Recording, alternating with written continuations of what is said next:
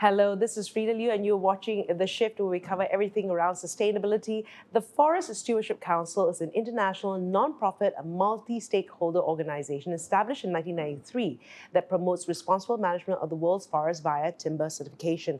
Now, this organization uses a market-based approach to transnational environmental policy. 30 years on, what have they accomplished and what are their plans? I'm here with Charmaine Chee, Country Director of the FSC. So nice to be meeting you again under a different hat, but I'm very intrigued about FSC. I first saw this when I bought a book and I thought, oh, FSC certified, what does it all mean? So I was going through your website and I see that there are over 200 million FSC certified areas. What does it mean, firstly, to be FSC certified? Thanks, Rita. Thanks for having me here and giving us this platform to talk about sustainable forest management. So what does it mean to be FSC certified? So when a forest is FSC certified, it means that it's responsibly managed in accordance with FSC's forest management certification standards. And these standards are developed based on FSC's 10 global principles. They are applied consistently all over the world. Right. And they embody environmental, economic, and social aspects. So what we did in 2019, we actually published a National Forest Stewardship Standard of Malaysia based on these FSC global standards, these 10 principles. Right. Now, these 10 principles, the first one is compliance with laws. Okay. 2, 3, 4 are about people, workers' rights, indigenous people's rights, local communities. 5, 7, 8, and 10 are about the way you manage the forest. Okay. 6 and 9 are about environmental values and high conservation values. Right. So when you're FSC certified means you have to conform with these principles and criteria. The certification body will assess you against these standards and then you will get a certificate. It's valid for 5 years, but you still need to go through an annual assessment. Okay. How did we do for the report? How did Malaysia do? Okay, so it's not a country per se, but it's Forest Management Unit. Okay. So maybe it's my mistake of not updating this 200 million. Okay. But at the moment, we have globally 160 million. Okay. Before the Russian war, we actually had about 230 million. Oh, wow. But we removed ourselves from Russia and Belarus. I see. And we also lost some certificate in Malaysia as well during COVID when the auditors couldn't come in to conduct their audit. So you're very proper about this. Exactly. So they may still be doing the right thing, but then because you couldn't physically see it. No, exactly. There is no, you can't assure the integrity of the certification, the audit assessments. So we removed ourselves. So before COVID, Malaysia had close to 700,000 hectares of FSC certified forests in Malaysia.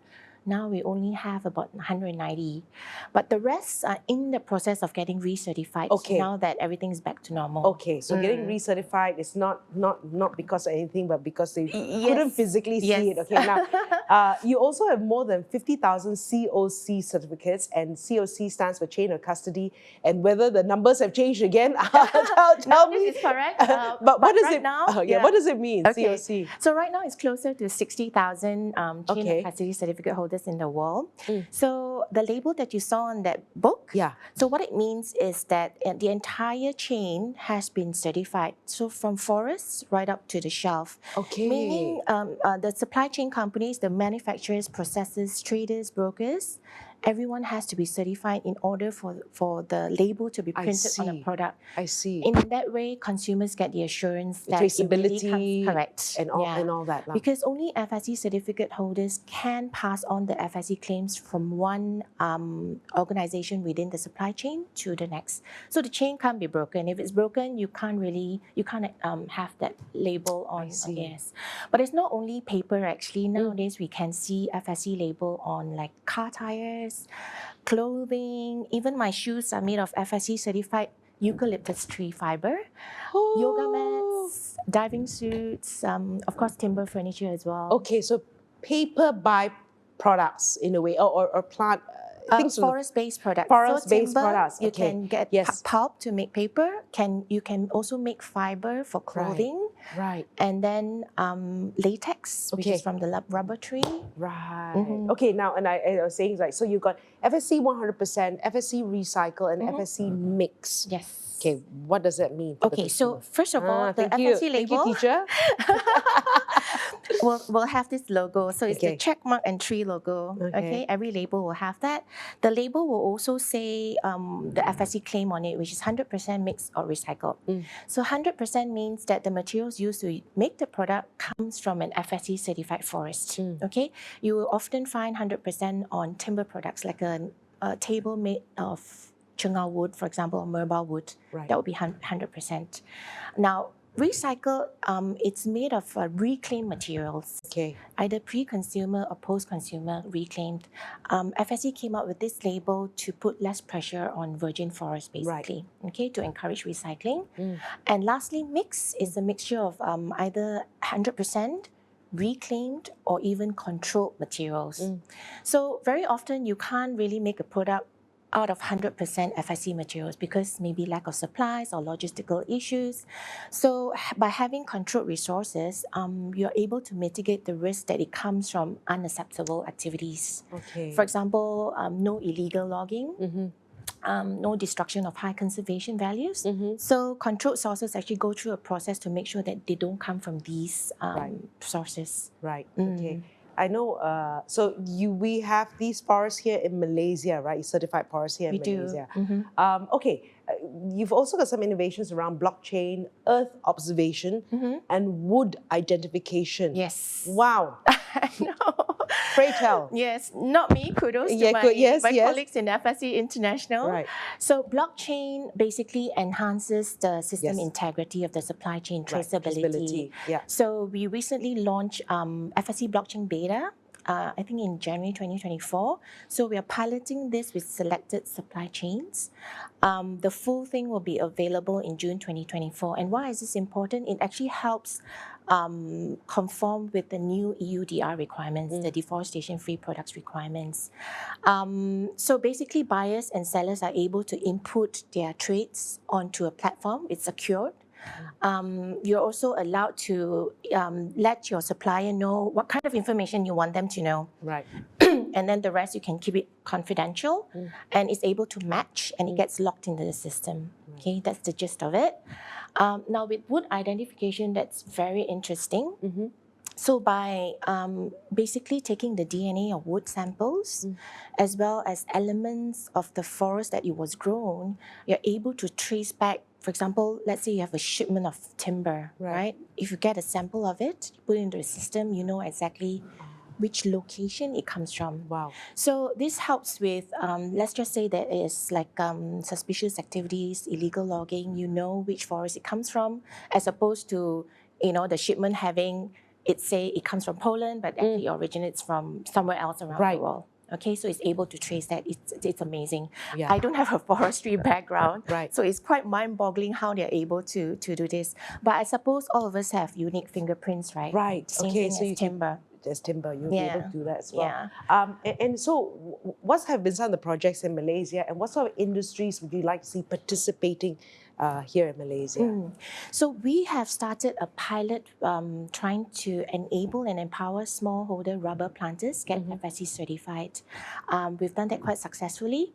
So today we have close to 260 smallholders in Sabah. They're of the indigenous communities with their rubber plantations FSC certified.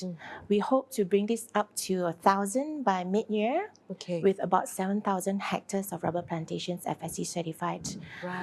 We managed to obtain some funding for this pilot, and the reason being because in the past few years, we've seen a tremendous growth in demand for FSC certified natural rubber. And we wanted to elevate Malaysia as a sustainable natural rubber producer in the region.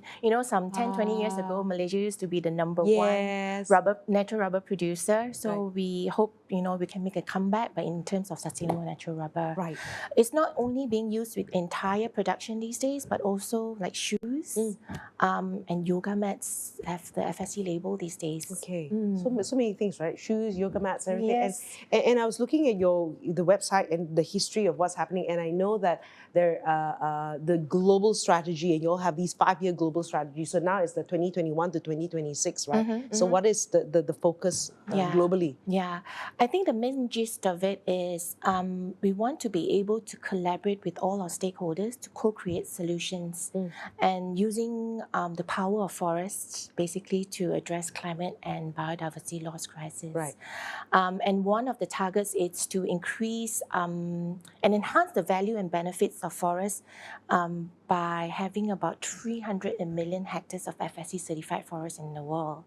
Before this, it was a little bit more easy to achieve because we had 230 million before. Now we have dropped down to about, over 160 million. So we have quite some way to go by 2026. Whoa, okay. I know. One step forward, 2 steps back. Okay. But there's also a target in terms of tropical forests. We want to reach about 50 million because of the potential of carbon sequestration and storage. Yes. So 50 million of natural tropical forests to be certified by 2026. Okay, so tropical, there's a lot of us here. Also, you were talking about shoes and all that. So I understand that Pirelli and BMW also launches FSC certified. So that's with the rubber, obviously. Yes, that's right. So they launched the first FSC certified tire in 2021, and we could see a steep increase in FSC certified rubber producers all over the world, but in particular in Southeast Asia because of Thailand. Thailand is the number 1 rubber producer at the moment. And because of that, in 2022, I decided to get some funding for a pilot project here. So that has really moved. And in fact, Pirelli has been, I think, the main tire partner for F1. Okay. So they've committed to using only FSC certified tire for F1 races from 2024 onwards. Okay. So that makes it a little bit more sustainable in that sense. And I guess it's also good thing to do, and it's great branding as well. Now, also 2020, you launched the FSC Indigenous Foundation, right? And to give a voice to Indigenous people. Now, what has been done here, or what has been done everywhere? Okay, we do not currently have work on the ground from this Indigenous Foundation, but I think the global activities actually includes like every region in the world, including Asia Pacific. So for example, the Indigenous Fellowship Program and the Business Network Program, if you're from the APAC region, including Malaysia, you can obviously apply if you meet the criteria. But we really do hope to use, or in fact, I would say leverage on FSC Indigenous Foundation to enable and empower our Indigenous peoples in Malaysia. Okay. You work with individuals, NGOs, forest managers, and government, right? So you work with all these various parties. I guess the question is, how do you become a forest steward? How do you become a forest steward? Yes. So we work with forestry departments. As you know, forest matters are governed by the state laws, forestry laws. So we try to promote, obviously, sustainable forest management as well as FSC standards. With companies, we encourage them to get themselves certified as a company within the supply chain. We also engage with sustainable finance because that's important to implement sustainable forest management practices. We have what is called the FSC Ecosystem Services Procedure. That's actually optional for a FSC certified forest. So let's just say as a result of the way you manage the forest in accordance with FSC standards, you're able to improve the biodiversity within the forest, or you're able to more efficiently capture carbon from the atmosphere and store it. But if you, as the forest manager, you're the one saying it's really like, quite 𝗕𝗃𝗄𝗖𝗂𝗀𝗃, for lack of a better word, right? So you need those ecosystem services to be verified. And FSC actually has a procedure to help you verify that. So the certification body will just go through additional procedures to verify those claims. For example, in Latin America, in Peru, the forests, jaguars have been seen thriving in FSC certified production forest. There are also studies that say that FSC certified forests, even though you have harvesting activities, you're able to capture and store carbon more efficiently than non-FSC certified standards. That's because our standards are developed in a way to protect biodiversity. And I'm not sure if you know about this, but in our standards, at least 10% of the forest that you want to certify, that has to be parked for protection and conservation. Okay. Yeah, so the rest of the 90% you can harvest, Right. but 10% it's for at least 10%. And managed sustainably. The whole thing has to be Managed managed sustainably. correct. And this sustainable finance, I guess you're working with financial institutions with that? Yes. Okay. In fact, we were invited to be part of the technical working group for 𝗕𝗵𝗍𝗶, and that's Bank Negara's Islamic banking sector guidance for agriculture, forestry, and fisheries. Okay. So we provided our input in terms of sustainable forest management into the guidance. I'm not too sure whether it's been finalized yet, but it certainly was circulating for consultation. Okay. I just one last question. Individuals, how can you be a forest steward? Yes, you can first check for the tree. Okay. Check for the tree, meaning look out for our FSC label. Okay. Because by buying FSC certified products, you're actually encouraging more forests to be sustainably managed in accordance with our standards. Like that book I bought. Okay. Yes, thank you very much. You can also create awareness about why forests are important. They provide us with all these important ecosystem services. It's important for us to protect them, so forests can remain healthy and resilient, and we need we need it's called oxygen. Yes, exactly. All right. And more importantly, because there are many reports and studies saying that forests provide 1/3 solutions to addressing climate change issues. Right. So that's okay. All of us can play a role. So very interesting. We definitely learned something new about what FSC and something that's been happening for the 30 plus years, right? So thanks again, Charmaine Chee from FSC, and of course you've been watching The Shift Asia. I'm Frida Liu. Thank you.